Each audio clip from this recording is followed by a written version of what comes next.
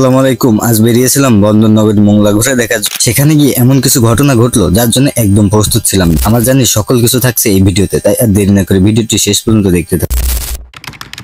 অন্যান্য দিনের মতো আজ হালকা পাতলা রেডি হয়ে বেরিয়ে পড়লাম বাড়ি থেকে বেরিয়ে চলে আসি চেয়ারম্যান বাড়ি এবং সেখান থেকে গাড়িতে উঠে মোংলার উদ্দেশ্যে। আমি ভিডিও করছি দেখে পেছনে কাকে এমন ভাবে তাকিয়ে আছে যেন চোখের সামনে এলিয়েন দেখে ফেলেছে। কিছুক্ষণের মধ্যে চলে আসি দিগজাজ বাজারে। বাজার থেকে একটু সামনে এগোতে এই জায়গাটি চোখে পড়ে। বড় একটা ফাঁকা জায়গার ভিতর রাখা ছিল কন্টেনার বাহী ট্রাক এবং কন্টেনার।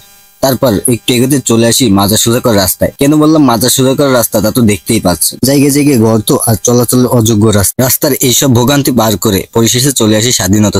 দুই পাশে রাস্তা আর মাঝখান দিয়ে শহীদ মিনারের মতো একটি স্তম্ভ। এই জায়গাটিকে ব্যবজার গেটও বলে। ব্যবজার গেট থেকে ইপিজেড পর্যন্ত যাওয়ার রাস্তাটি ছিল অনেক সুন্দর। রাস্তার পাশ দিয়ে গাছ লাগানো ছিল যা রাস্তাটিকে আরো সুন্দর করে তুলেছে। সেখান থেকে হাঁটতে শুরু করি। হাঁটতে হাঁটতে লক্ষ্য করি রাস্তার পাশে কাশফুল গাছ। কাশবনে গিয়ে কিছু সময় কাটিয়ে চলে আসি আমার গন্তব্যের কাছে, মানে ইপিজেড গেটের সামনে। ইপিজেড গেটের সামনে লাগানো ছিল নানা ধরনের ফুল গাছ যা চারপাশের পরিবেশকে আরো সুন্দর করে তুলেছে। ভিতরে বাইরের মানুষ এলাও না থাকে, বাইরে থেকে ঘুরে চলে আসি মোংলা বন্দরের সামনে। ঘুরতে বের হবো আর খাওয়া দাওয়া করবো না, তা কি হয়? দেরি না করে চলে আসি একটি বিরিয়ানি হাউসে।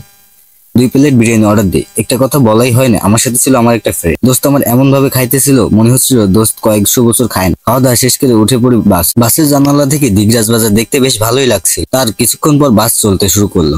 বেরিয়ে পড়লাম বাড়ির দিকে।